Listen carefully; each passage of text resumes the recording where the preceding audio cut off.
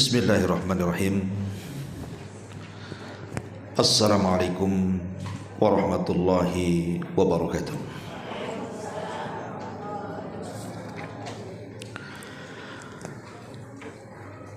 Alhamdulillah. Alhamdulillahilladzi bi ni'matihi tatimmus shalihat. Asyhadu an la ilaha illallah wahdahu rabbi la syarika lah wa asyhadu anna Muhammadan abduhu wa rasuluhu alladzi la nabiyya ba'dah.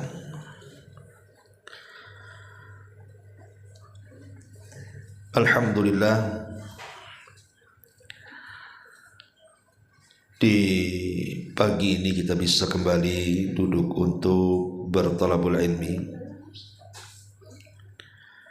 dan kita bisa meneruskan kajian kita masih membahas kitab Al-Jami' atau syarah kitab Al-Jami' min Bulughil Maram, dan kita masuk pada hadis yang kedua pada halaman ke-37. Hadis yang sangat baik sekali kita kaji di pagi ini. Kita baca hadisnya dulu baru kita jelaskan.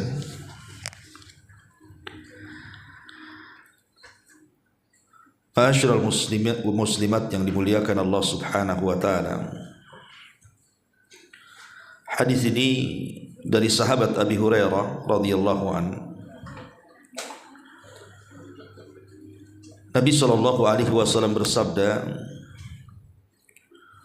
"Ungduru ila man huwa asfala minkum wa la tanzuru ila man huwa fawqakum fa huwa ajdaru alla tazdaru ni'matallahi alaikum." Lihatlah orang yang di bawah kalian dan jangan melihat orang yang di atas kalian, karena hal itu akan lebih mendorong kalian untuk tidak meremehkan nikmat Allah yang ada pada kalian.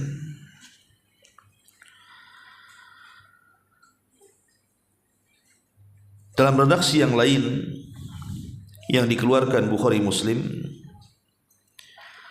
Nabi sallallahu alaihi wasallam mengatakan, "Idza nadhara ahadukum ila man fuddila alaihi fil mali wal khalqi falyanzur ila man huwa asfala minhu." Jika seseorang di antara kalian melihat orang yang diberi kelebihan daripadanya, mungkin dari segi hartanya atau dari kesempurnaan tubuhnya, maka hendaknya dia melihat kepada orang yang berada di bawahnya. Tentu tidak lain dan bukan supaya kita menjadi hamba yang lebih bersyukur kembali. Ma'asyiral muslimat yang dimuliakan Allah Azza wa Jalla, hadis ini adalah hadis yang sangat mulia, karena hadis ini mencakup banyak sisi kebaikanmu. Dan hadis ini bisa kita jadikan pegangan kita di masyarakat dan sebagai kaedah kehidupan bagi kita. Makanya Al-Imam Muhammad ibn Jarir At-Tabari ketika memberikan catatan kepada hadis ini, apa kata beliau? Hadza haditsun jami'un li anwa'i minal khair. Hadis ini, kata beliau, mencakup banyak sisi kebaikan. Kenapa demikian? Li'annal insan idza ra'a man fuddila alaihi fid dunya talabat nafsuhu misla dzalik wastasghara ma indahu min ni'matillahi azza wa jal wa harasa 'alal izdiyadi liyalhaqa bidzalika aw yuqaribahu. Hadza huwal mawjud fi ghalibin nas. Sampai beliau mengatakan, karena manusia jika melihat kepada orang yang lebih tinggi levelnya, maka jiwanya akan menuntut untuk serupa dengannya dan mulai mengecilkan nikmat Allah Subhanahu wa taala yang Allah berikan kepadanya. Kemudian bertekad untuk menambah hartanya agar dia dapat mengejar kekayaan orang tersebut atau minimalnya menyamainya. Dan ini umumnya manusia seperti itu. Tapi kata beliau, wa amma idza nadhara fi umurid dunya ila man huwa duna,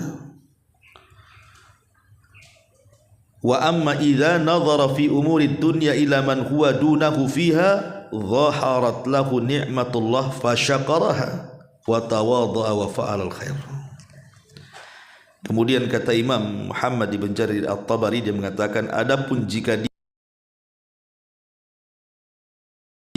dari sisi dunia dan harta tentunya akan tampak di hadapannya bahwa nikmat Allah Subhanahu wa taala itu begitu besar kepadanya, maka dia akan bersyukur, bersikap rendah diri, dan dia akan banyak melakukan kebaikan.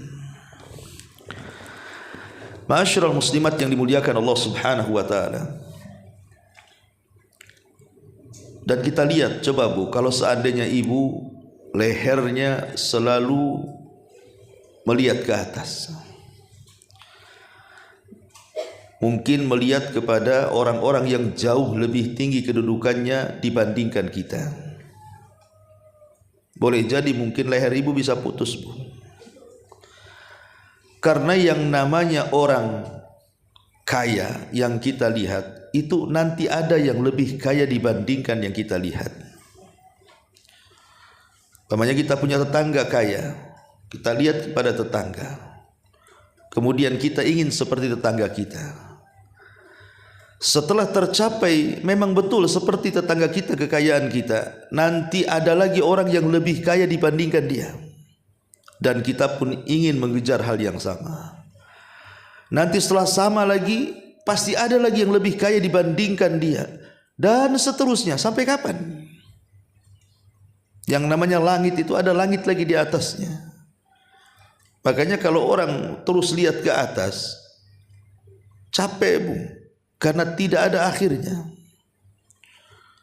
Dan Nabi SAW memastikan orang yang terus melihat ke atas dan tidak pernah melihat ke bawah, dipastikan orang itu tidak bisa mensyukuri nikmat Allah Azza wa Jalla, karena dia merasa kerdil di hadapan manusia yang lainnya yang jauh lebih tinggi levelnya dibandingkan dia. Dan ini sangat bahaya, karena terjerumus kepada kekufuran nikmat Allah.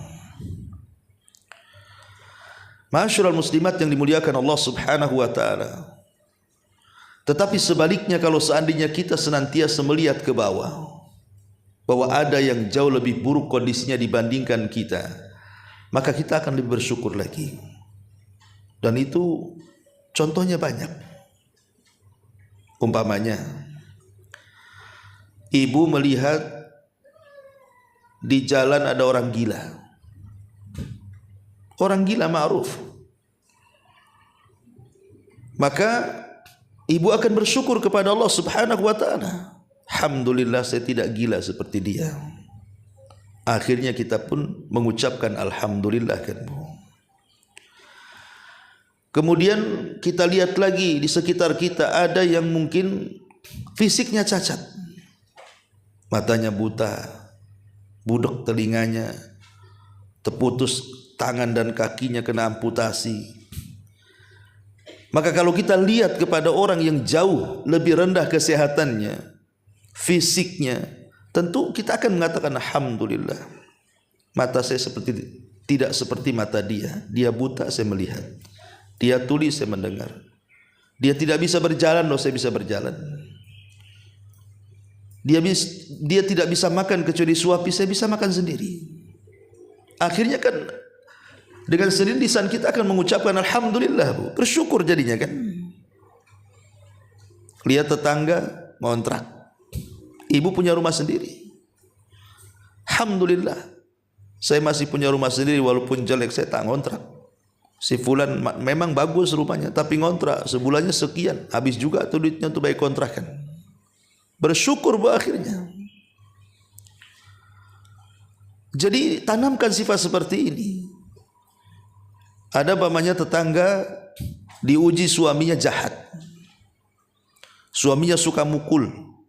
Alhamdulillah suami ibu tidak seperti dia.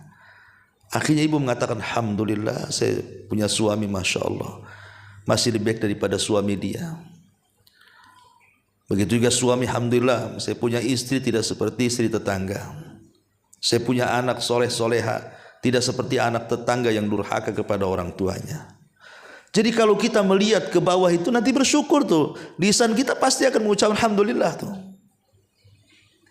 Alhamdulillah suami saya kerjanya gajinya lebih tinggi, yang sebelah itu pengangguran tak kerja-kerja. Alhamdulillah, ya kan? Ibu bisa makan enak, bisa beli ini, bisa beli itu. Si fulan tidak bisa karena tidak punya uang, suaminya pun tak kerja. Alhamdulillah. Akhirnya kita mengucap alhamdulillah. Kalau kita melihat ke yang di bawah itu bu, pasti bersyukur. Atau secara umum bapaknya, kita hidup di negara yang notabene aman. Negara kita kan aman, alhamdulillah, tidak ada yang rusuh. Tidak seperti negara-negara di luar dikuasai gangster gitu ya. Hidupnya tidak nyaman, atau mungkin kita lihat di negara-negara yang penuh konflik, perang sana sini, mau keluar aja susah. Kita ini keluar kemana saja bebas. Alhamdulillah. Kita bersyukur kepada Allah, lihat negara yang jauh lebih miskin dibandingkan kita dari segi keamanannya, dari segi ekonominya. Supaya kita lebih bersyukur lagi hidup di negeri kita itu. Begitulah konsep Nabi SAW mengajarkan kepada kita qanaah, redha dengan pemberian Allah Subhanahu wa taala. Bahwa ketika Allah Subhanahu wa taala membagi-bagikan rizkinya kepada saya, kepada ibu, kepada siapapun, maka Allah telah bagi rizki itu seadil-adilnya. Allah itu sangat adil. Mana bisa Ustaz adil? Si anu tuh kalau usaha terus saja meroket. Enggak pernah tuh namanya gulung-gulung tikar tuh. Saya ini sudah pinjam modal sana, modal sini, tetap saja ya kayak gini-gini hidupnya. Mana adilnya di sini? Kadang ada orang yang memandang seperti itu kan syubhat di kepalanya. Ingat, Allah itu terkadang memberikan sesuatu kepada kita ini karena sebuah kemaslahatan. Sebagaimana menahan sesuatu juga karena kemaslahatan. Allah kan yang menciptakan kita, Allah lebih tahu kondisi kita. Terkadang ada orang-orang yang sengaja Allah tidak sukseskan, sebab kalau dia sukses dia jahat. Makanya Allah Subhanahu wa taala sengaja ulur-ulur waktu tuh. Ada juga orang-orang yang sukses terus, sebab kalau dia dimiskinkan, jadi boleh jadi dia melampaui batas, melakukan hal-hal yang di luar kendalinya. Jadi semua kembali kepada maslahat sebenarnya. Orang kaya diberikan keadilan dengan kekayaannya, orang miskin pun diberikan keadilan oleh Allah dengan kemiskinannya. Maka sering saya contohkan bu, banyak orang-orang kaya itu yang mereka punya uang banyak, tapi hidupnya tidak tenang bu. Hidupnya tidak tenang. Diberikan istri cantik, suaminya tampan, rumah besar, gaji besar, tapi tidak pernah tenang. Lalu saya ceritakan ada salah seorang ustaz bercerita kepada saya itu. Jadi satu hari saya jalan-jalan sama dia keliling perumahan. Jadi ada rumah paling bagus di situ itu. Tingkat 3 lagi rumahnya itu. Oh, mobilnya mahal. Ustaz itu tinggal di situ. Dia cerita sama saya. Ya, Ustaz Abu katanya. Iya, kenapa? Ini semalam katanya yang punya rumah ini ngadu kepada saya, istrinya. Kenapa? Hidupnya terancam dengan suaminya katanya, mau dibunuh katanya. Jadi kok bisa? Nggak tahu masalahnya apa, tapi hidupnya nggak tenang katanya. Subhanallah. Secara zahir kan harusnya dia tenang kan? rumahnya bagus, 3 lantai lagi, besar lagi, kendaraannya mewah. Hidupnya terancam dengan orang yang paling dekat dengan dia, suaminya. Nah, kok bisa seperti itu coba? Menunjukkan bahwa kekayaan itu kan tidak menjamin kebahagiaan. Terkadang orang-orang miskin yang ngontrak harmonis-harmonis saja kan keluarganya, bahkan lebih tertawanya lebih lebar, senyumnya lebih jauh lagi dibandingkan orang-orang yang penuh dengan harta. Jadi memang Allah Subhanahu wa taala sudah bagi loh orang orang kaya itu kehidupannya berbeda, dengan orang miskin juga kehidupan berbeda. Tetapi rizki Allah itu Allah bagikan seadil-adilnya. Ada orang kaya dengan kekayaannya tidak sanggup makan apapun yang mampu dia beli. Tapi ada orang miskin, dia makan semuanya walaupun tak sanggup beli. Masyarul muslimat yang dimuliakan Allah Subhanahu wa taala, maka ini sebuah kaidah yang sangat bagus sekali. Jangan pernah melihat ke atas, lihat ke bawah. Tapi perlu dirinci, Bu ya. Hadis ini perlu dirinci. Maksudnya apa? Maksudnya hadis ini cerita tentang dunia. Cerita tentang dunia. Kalau ibu punya dolar Singapura, lihat ke yang punya rupiah, kan kursnya lebih kecil, Bu. Jangan lihat kepada uang yang mungkin seperti euro atau apa yang jauh lebih besar dibandingkan dolar, kan itu. Supaya kita lebih bersyukur lagi, gitu maksudnya. Hadis ini bicara soal dunia, tapi soal agama jangan diberlakukan hadis ini, Bu. Kalau soal agama tidak boleh diberlakukan, tapi diberlakukan kebalikannya. Kalau soal agama, soal akhirat, lihat ke yang di atas, jangan lihat ke yang di bawah. Ibu ini datang ke sini kumpul-kumpul, sebelahnya hafalan Qur'annya sudah 30 juz sudah rampung. Ibu baru hafal setengah juz. Yang sebelah ibu lagi wadduha saja tak bunyi. Kemudian ibu ngomong, alhamdulillah, saya masih lebih baik. Kenapa? Ini sebelah wadduha saja tak bunyi, katanya. Bukan begitu, Bu. Kalau soal agama lihat ke yang di atas. Cemana ya kok dia bisa hafal 3 juz 30 ya. Masa saya dari dulu sampai lam yakunil mentok aja gitu.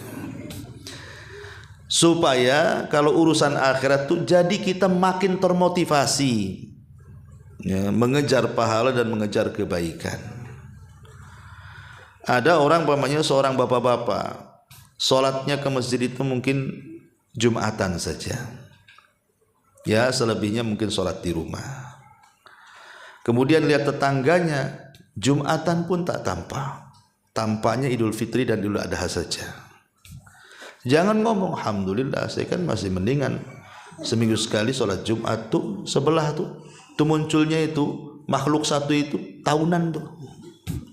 Dia munculnya Idul Adha sebelum Fitri saja katanya. Nggak boleh melihat ke yang segitu, tapi lihat kepada tetangga yang lain. Saya ingin seperti dia, kok dia bisa ya sholat 5 waktu ke masjid lagi. Jadi kalau urusan agama jangan pernah melihat ke bawah, lihat ke atas untuk motivasi. Ibu nyumbang 100.000, sebelahnya 1 juta, sebelahnya pula tak nyumbang. Masih mending lah ku nyumbang katanya. Sebelah tak nyumbang. Nggak bisa, Bu. Kalau urusan akhirat itu lihat ke bawah, lihat ke atas, jangan lihat ke bawah. Sebab kalau seandainya dalam urusan agama dan urusan akhirat itu lihatnya malah ke bawah, bukan lihat ke atas, Bu, maka selamanya ibu tidak akan menambah kebaikan. Karena merasa ibu masih jauh lebih baik dibandingkan yang lainnya. Jadi hadis ini bicara soal urusan dunia. Kalau urusan dunia jangan pernah lihat ke atas, tapi lihatlah ke bawah. Gitu maksudnya. Ma'asyiral muslimat yang dimuliakan Allah Subhanahu wa taala. Di dalam surah Thaha ayat 131. Allah Subhanahu wa taala mengatakan wala tamudanna ainaika ila ma matta'na bi.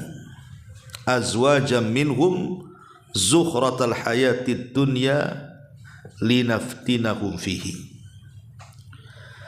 Janganlah engkau tunjukkan pandangan matamu kepada kenikmatan yang telah kami berikan kepada orang-orang dari mereka sebagai bunga kehidupan dunia agar kami uji mereka dengan kesenangan itu. Lihat, Allah Subhanahu wa taala melarang, jangan pernah melihat kepada orang-orang yang Allah berikan kepada mereka dari dunia dan kenikmatan, karena Allah juga sudah berikan kenikmatan kepada kita dan Allah sudah adil memberikan kenikmatan itu. Karena hati ini cenderung untuk melihat syahwatmu. Makanya di zaman Nabi Musa alaihi salatu wassalam, Qarun, ma'ruf ya Qarun kan Bu, ceritanya Qarun kan jelas. Jadi Qarun itu dalam tempo-tempo tertentu itu sengaja keluar dengan membawa perhiasannya, kebesarannya, kekayaannya, ditampakkan kepada manusia. Sombong.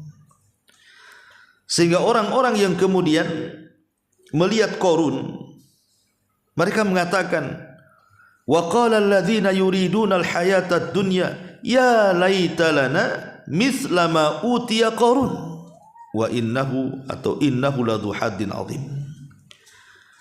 Dan orang-orang yang menginginkan kehidupan dunia berkata, mudah-mudahan kita mempunyai harta kekayaan seperti apa yang telah dianugerahkan kepada si Qarun. Sesungguhnya dia benar-benar mempunyai keberuntungan yang sangat besar. Ini ketika si Qarun belum diazab. Tapi ketika si Qarun diazab dan mereka melihat, baru mereka mengatakan, aku bertobat, aku tidak ingin seperti dia, katanya. Karena memang manusia itu kalau melihat kepada yang di atas dari segi dunia, pasti cenderung, Bu, kita ingin seperti dia. Tetangga punya mobil, kapan saya punya mobil? Tetangga punya motor bagus, kapan saya punya seperti dia? Tetangga bangun rumah, kapan saya punya seperti dia? Begitu, ya. Jiwa manusia itu la ammaratum bisu, pasti akan terus memerintahkan keburukan terus, sehingga minimalnya walaupun tidak lebih daripada tetangga, minimalnya samalah kedudukannya. Lah ketika itu yang terjadi, saya ulang-ulang, maka orang ini akan sulit bersyukur kepada Allah Subhanahu wa taala. Ma'asyiral muslimat yang dimuliakan Allah Azza wa Jalla, hadis ini ada beberapa faedah yang ingin saya jelaskan. Yang pertama, hadis ini di antara faedah yang bisa kita kaji adalah ada 3 adab yang harus dipahami. Pertama, adab kepada manusia. Yang kedua, adab kepada dunia. Dan yang ketiga, adab kepada Allah Subhanahu wa taala. Jadi hadis ini mengajarkan kepada kita 3 adab. Adab kepada manusia, adab kepada dunia, dan adab kepada Allah Azza wa Jalla. Apa maknanya adab kepada manusia di sini? Kalau kita senantiasa memandang ke bawah, tidak pernah memandang ke atas dalam urusan dunia, Bu, maka akan hilang sifat sombong kita, dan yang muncul adalah sifat kerendah dirian kita. Sombongnya hilang, Bu, kalau lihat ke bawah itu, dan akan ada rasa syukur yang luar biasa, sehingga dia lebih menyayangi orang-orang yang jauh di bawah dia. Kenapa? Karena dia akan membatasi pergaulan dia dengan orang kaya, dengan orang-orang yang jauh di atas levelnya, karena dia sudah bersyukur dengan kondisinya, Bu. Makanya hadis ini juga mengajarkan kepada kita tentang kurangi bergaul dengan orang-orang yang levelnya jauh di atas kita. Contoh mamanya, ibu orang biasa-biasa saja, tapi berkawan dengan istrinya pejabat, istri Pak Wali Kota, istri Pak Gubernur, istri anggota dewan, pokoknya orang-orang kaya lah Bu. Dan ibu orang biasa saja, orang susah. Ketika bergaul kepada mereka, otomatis Bu, pandangan ibu pasti akan kemana-mana tuh. Lihat tasnya yang branded, lihat tebal bedaknya, pakaiannya, kendaraannya, pasti kan Bu, ya. Pasti dia akan akhirnya berangan-angan yang enggak tuh. Mak bagus sekali ya, bajunya, ininya, itunya. Ketika dia mandang kepada dirinya merasa kecil. Yang jadi korban di sini siapa Bu? Yang jadi korban suaminya Bu. Pulang Bang, aku tadi ada kumpul di sana tuh. Aku ke sana bawa tas kresek, sana pula tas lain pula katanya. Tolonglah kan itu. Suaminya stres Bu. Suaminya nggak tahu apa-apa. Akhirnya apa, dikompori kan untuk melakukan kejahatan supaya ibu mendapatkan apa yang mereka punya. Ini kan bahaya seperti ini. Akhirnya hilang adab kita kepada manusia. Ini yang pertama. Yang kedua, adab kepada dunia. Adab kepada dunia. Maksudnya apa? Ketika seseorang kemudian berinteraksi dengan kemewahan, dengan memandang ke yang di bawah itu Bu, akhirnya ibu tidak melampaui batas. Karena bagaimanapun siru tughyan, kata para ulama, rahasia bejatnya manusia itu karena kekayaan. Betapa banyak orang yang tadinya miskin, bagus-bagus saja, ketika menjadi kaya jadi jahat. Kekayaan itulah yang mendorong orang jadi jahat. Orang pengen kaya akhirnya mencuri, orang pengen kaya akhirnya korupsi, orang pengen kaya akhirnya mengambil hak orang lain secara zalim, dan begitu seterusnya. Dia bisa rela sikut sana sikut sini, yang penting kaya. Akhirnya sudah tidak punya adab dengan dunia.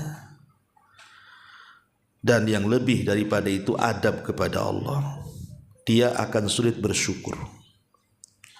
Allah Subhanahu wa taala sudah banyak memberikan nikmat kepadanya, karena dia tidak sadar saja bahwa Allah sudah banyak berikan nikmat kepadanya. Makanya dahulu ada orang yang mengeluh kepada seorang alim namanya Imam Ibn Adham rahimahullahu taala. Jadi dia datang kepada Ibrahim Ibn Adham, "Ya Imam, saya ini sudah berusaha mencari ekonomi, tapi kok tidak kaya-kaya ya, segini aja."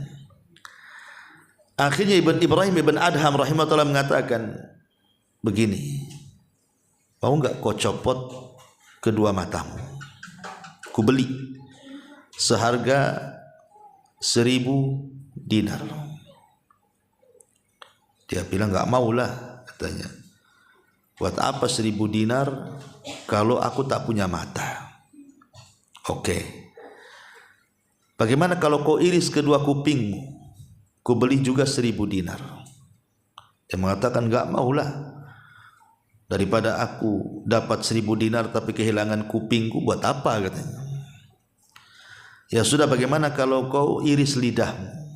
Ku beli 1000 dinar." Dia mengatakan, "Enggak mau ya Imam. Buat apa 1000 dinar aku tak punya lidah?" "Bagaimana kalau kau potong kedua kakimu, ku beli dengan 1000 dinar." Dia mengatakan, "Enggak mau. Buat apa 1000 dinar aku tak punya kaki?" "Atau otakmu lah, ya, kau cabut dari kepalamu, aku beri 1000 dinar." Dia bilang, "Enggak mau. Buat apa 1000 dinar kalau aku kemudian tak punya otak?" Dan begitu seterusnya. Kata Ibrahim Ibn Adham, "Kamu ini kaya sebenarnya. Coba kalau seandainya kau jual semua anggota badanmu, dari berapa dinar kau dapat?" katanya. Bersyukur, ya.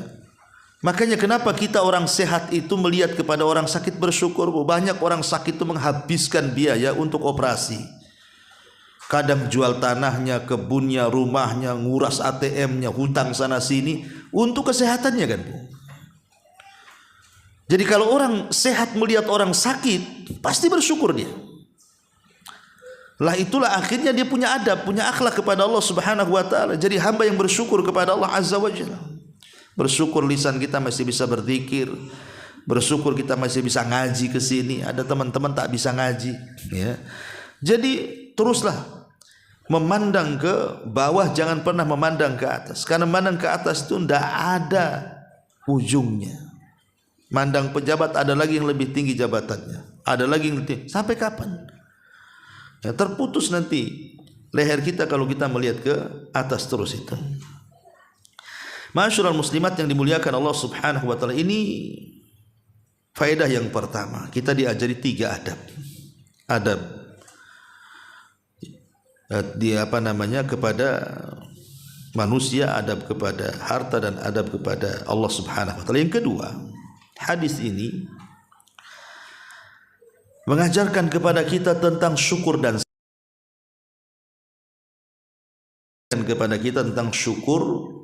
dan juga sabar. Apa maknanya bersyukur? Bahwa kita masih lebih baik dibandingkan orang lain, dan kita bersabar untuk tidak memandang kepada orang yang ada di atas kita. Dan 2 perkara ini, atau sifat syukur dan sabar ini, adalah 2 sifat yang paling banyak memasukkan kita ke surga. Pertama, syukur. Kalau kita melihat ke bawah kan kita lebih banyak bersyukur, Bu. Alhamdulillah, saya masih bisa jalan, si anu tak bisa jalan, Bu. Alhamdulillah, saya masih bisa makan, si anu puasa Daud. Itu. Jadi timbul rasa syukurnya. Kemudian bersabar untuk tidak mengikuti hawa nafsu, mengikuti keinginan. Bagaimana caranya ingin seperti dia? Bagaimana akhirnya apa? Ditekan hawa nafsunya. Terlatihlah kesabarannya. Luar biasa, Bu.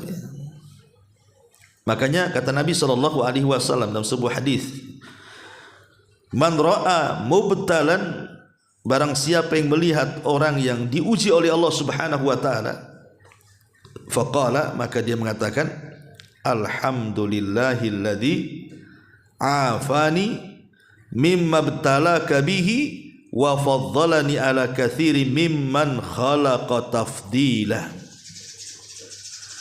Kalau ibu melihat ada orang yang diuji, contoh nih, ibu keluar dari sini habis ngaji, kemudian ibu sampai di jalan besar, ada pula yang tabrakan, brak gitu bapaknya kan, terjatuh, guling, darah di mana-mana, atau mungkin mati seketika. Apa yang ibu katakan? Maka ibu katakan, alhamdulillahilladzi afani mimma btalaka bihi wa faddalani ala katsiri mimman khalaqa tafdila. Ibu katakan seperti ini, alhamdulillah, Allah masih memberikan kesehatan kepadaku dan telah memberikan keutamaan kepadaku dari kebanyakan manusia yang telah Allah uji. Alhamdulillah, yang tabrakan itu bukan saya, itu maksudnya. Yang jatuh itu bukan saya, yang sakit bukan saya, yang terbakar rumahnya bukan saya, yang diangkat berangkasnya maling bukan berangkas saya, dan begitu seterusnya. Kalau ini yang ditanamkan, tenang hidup itu, Bu, nggak akan gerusak-gerusu. Jadi setiap, kata Nabi, setiap ibu melihat orang diuji dan kita tidak diuji seperti itu, katakan alhamdulillah. Alhamdulillah. Rumah sebelah kebakaran, Bu, alhamdulillah. Kata kawannya, orang kebakaran kok bilang alhamdulillah? Iya, alhamdulillah bukan rumah saya yang kebakaran. Ya gitu. Jadi maksudnya begitu. Ya. Jangan kemudian ngomong alhamdulillah depan yang punya rumah. Alhamdulillah katanya. Apa enggak stres yang punya rumah kan begitu? Apa maksudmu katanya? Jangan kau yang bakar, kan gitu, ya. Ya, maksudnya di sini kita bersyukur kepada Allah Azza wa Jalla, bukan rumah kita yang kebakaran, gitu. Jadi kita dilatih untuk bersyukur dan juga bersabar dari hadis ini. Kemudian juga hadis ini juga mengajarkan kepada kita, Bu, tentang irsyad ila igtibari bi ahwalid dunya wa anna sa'adata laysat malan faqat. Hadis ini mengajarkan kepada kita bahwa kebahagiaan itu bukan hanya sekedar di dunia. Harta itu memang penyebab orang bisa bahagia, tapi bukan segala-galanya. Begitu juga pangkat, jabatan dan kedudukan, iya kita tidak mengingkari. Itu wasilah mendapatkan kebahagiaan, tapi bukan segala-galanya. Banyak yang tidak punya harta lebih bahagia dibandingkan yang punya harta kan, dan itu kenyataan. Banyak orang yang tidak punya jabatan lebih bahagia dibandingkan orang yang punya jabatan akhirnya dikejar-kejar KPK. Banyak, itu kenyataan. Ujung-ujungnya masuk bui juga, stres, dia hidup dalam penjara. Jadi kebahagiaan itu adalah ketenangan hati. Dengan melihat ke bawah tenang hati kita, itulah hakikat kebahagiaan maksudnya. Karena terkadang orang itu hanya disilaukan dengan zahirnya orang saja, dia tidak tahu batinnya. Nampak orang itu rumahnya bagus, pasti senang orang. Belum tentu. Karena kaya itu kaya hati, kata Nabi SAW. Orang kalau hatinya lapang, maka rumah sempit pun jadi lapang. Orang kalau hatinya sempit, bu, sak lapang-lapangnya rumah pun sempit. Contohlah, kalau ibu bertengkar dengan suami, rumah bagus, ya, ini rumah sebagus-bagusnya, seluas-luasnya jadi sempit, bu. Akhirnya suami datang pergi. Dia nggak selesa hidup di rumah tuh. Kenapa? Karena ada masalah dengan ibu kan, sempit tuh. Dia masih suka nongkrong di luar. Kadang-kadang nginep di rumah kawannya dan begitu seterusnya. Karena lapangnya rumah ataupun tidak, itu ditentukan dengan lapangnya hati dan tidak lapangnya hati. Itulah kebahagiaan. Itu maksudnya di sini. Kemudian juga hadis ini juga mengajarkan kepada kita tentang anna min a'zami ma yu'inu ala istish'arin ni'am. Bahwa seagung-agungnya perkara yang bisa merasakan betapa banyaknya nikmat yang Allah Ta'ala anugerahkan kepada kita itu dengan cara an-nazar fi haliman huwa aqal halan minka, dengan melihat kondisi orang yang jauh lebih rendah dibandingkan kondisinya, maka itu akan lebih bersyukur lagi, bu, untuk bersyukur lagi. Makanya kenapa kemudian Nabi SAW sampai mengatakan innama tungsaruna wa turzakuna bidu'ai fikum. Kalian ditolong dan diberikan rezeki itu karena orang-orang lemah di antara kalian. Jadi kalau ibu melihat ada orang lemah yang jauh di bawah kita itu, di situ nampak syukurnya. Makanya saya katakan tadi, pasti sedikit-sedikit dia akan ngomong alhamdulillah tuh. Alhamdulillah saya bisa lebih baik. Alhamdulillah, alhamdulillah. Karena itu memang yang paling besar, kita ini mengungkapkan rasa syukur dengan melihat orang yang di bawah kita ini. Dan juga perlu dipahami, bu, bahwa yang namanya manusia itu pasti tidak sama kondisinya.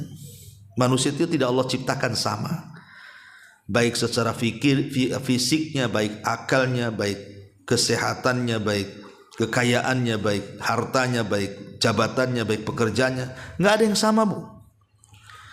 Allah itu sudah bagi-bagi semuanya, dan itu harus diterima, itu takdir dari Allah Subhanahu wa Ta'ala. Maka terimalah bahwa pasti ada orang yang jauh lebih baik dari kita.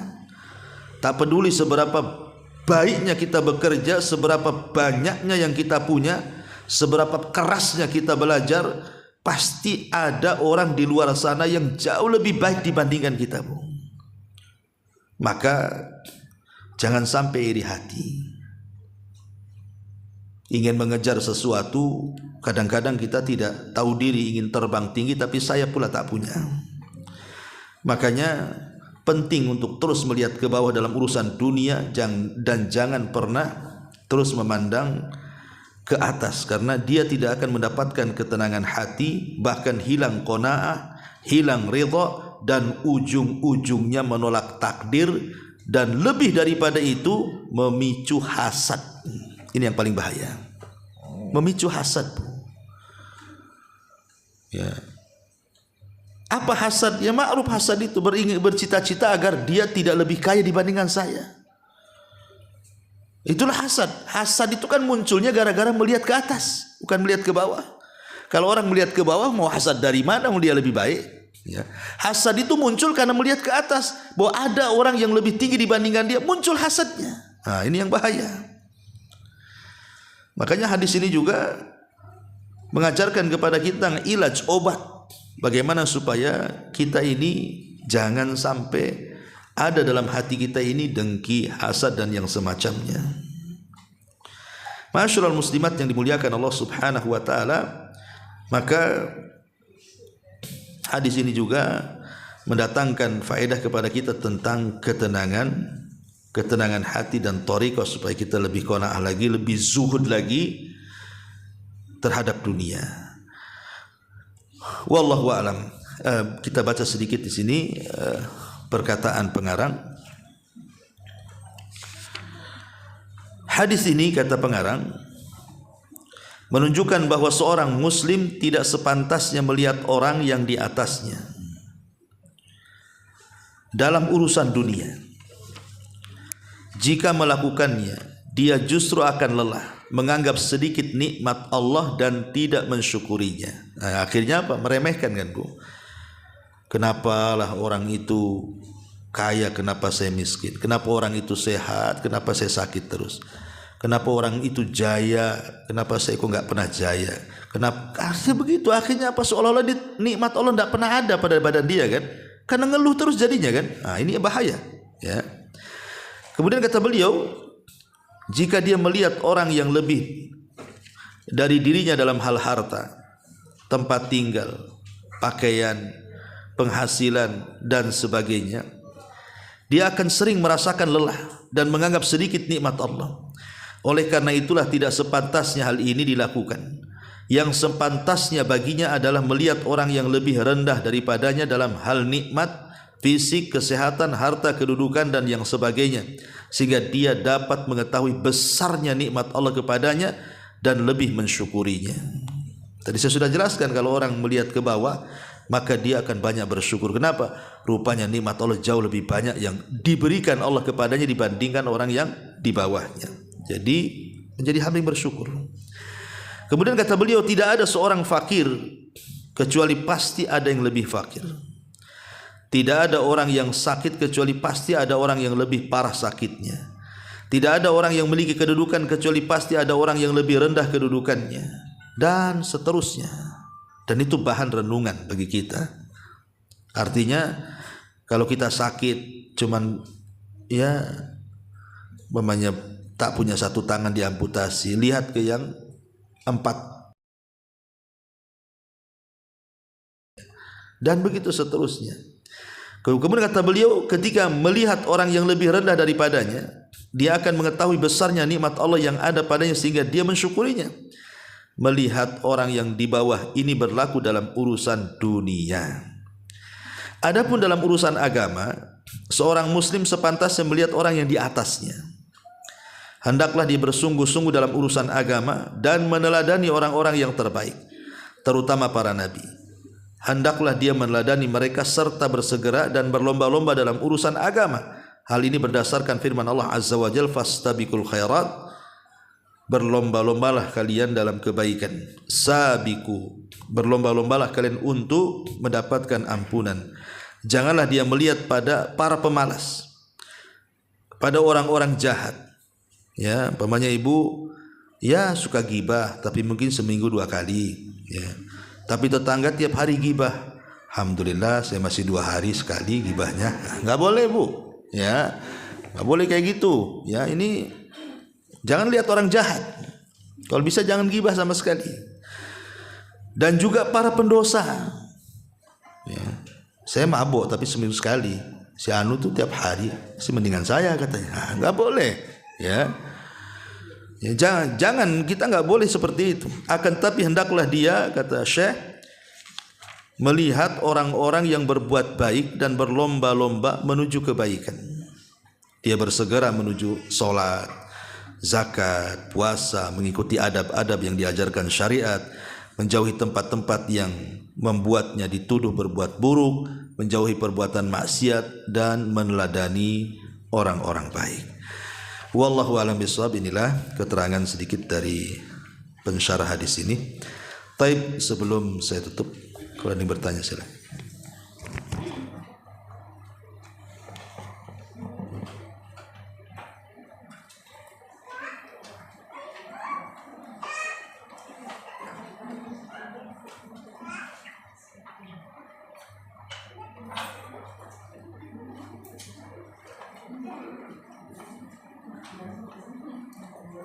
Assalamualaikum warahmatullahi wabarakatuh. Waalaikumsalam warahmatullahi. Apa benar izin bertanya? Iya. Ini di luar rumah ya Ustaz? Iya. Ada tetangga punya kontrakan, terus yang menyewa itu baru menempati 15 hari. Qadarullah ada keperluan lain, jadi dia keluar dari kontrakan itu.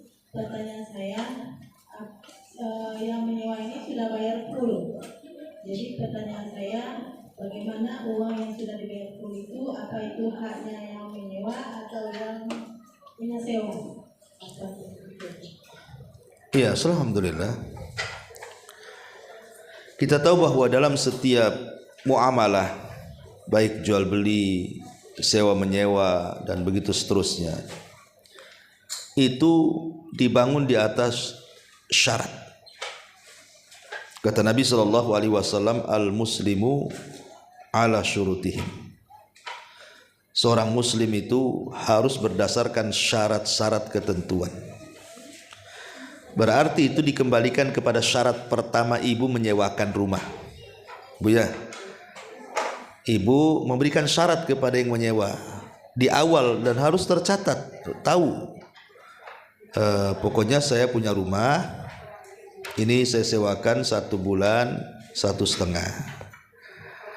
Kalau seandainya kamu baru 3 minggu keluar, maka uang kamu yang 1,5 tidak bisa ditarik. Deal or no deal? Deal katanya. Berarti tidak bisa ditarik, Bu. Kenapa? Karena disesuaikan dengan syarat. Ya, itulah makanya pentingnya itulah. Dalam setiap muamalah itu ibu harus terikat dengan syarat, ikat dengan syarat.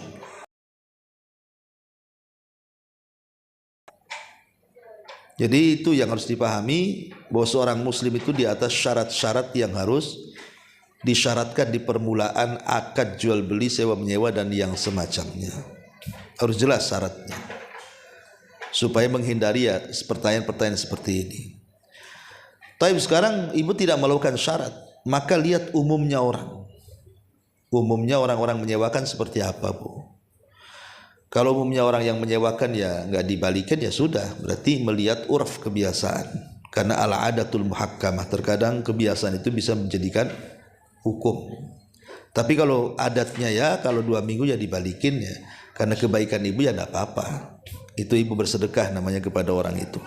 Kalau ibu dia cuma 2 minggu, sementara dia sudah bayar 1,5 juta, ya demi menolong dia sedekah karena nampak dia orang susah, ya udahlah kasihan, ibu balikin 750, membanyakan separuh saja, ya itu tidak apa-apa. Maka lihat kepada 3 kondisi tadi. Wallahu a'lam. Wa ya.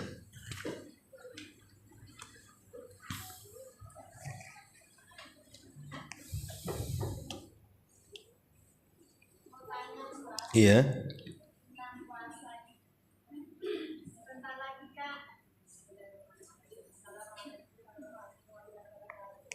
Assalamualaikum warahmatullahi wabarakatuh.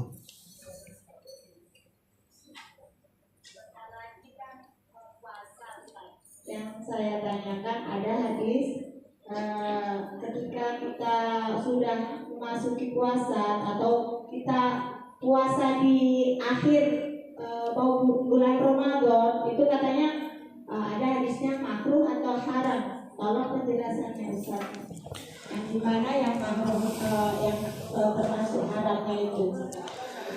Ya, ada hadis Nabi SAW. Alhamdulillah, ada hadis yang mengatakan, man shoma yauman yushakku fihi faqad asa Abul Qasim. Siapa yang berpuasa di hari yang diragukan, maka dia telah bermaksiat kepada Abul Qasim. Maksudnya Nabi SAW. Maksudnya hari yang dilakukan itu 1 hari atau 2 hari menjelang Ramadan, menjelang 1 Ramadan. 1-2 hari menjelang. Karena apa? Dikhawatirkan ketika kita puasa sunnah ternyata masuk ke wajib. Itu aja. Tetapi hadis ini bukan dibawa kepada saklek gitu, tidak. Dibolehkan puasa-puasa walaupun sampai kepada 1 atau 2 hari sebelum Ramadan. Pertama, kalau dalam rangka qadha. Qadha itu ibu punya utang, puasa tahun kemarin dibayar di bulan Sya'ban sekarang. Qadarullah pula gitu, umpamanya ibu lupa baru terbayar, udah yang diragukan, maka nggak apa-apa. Atau ibu yang terbiasa puasa Senin Kamis, puasa Daud, puasa Ayyamul Bid, memang ibu udah pernah meninggalkan bertahun-tahun.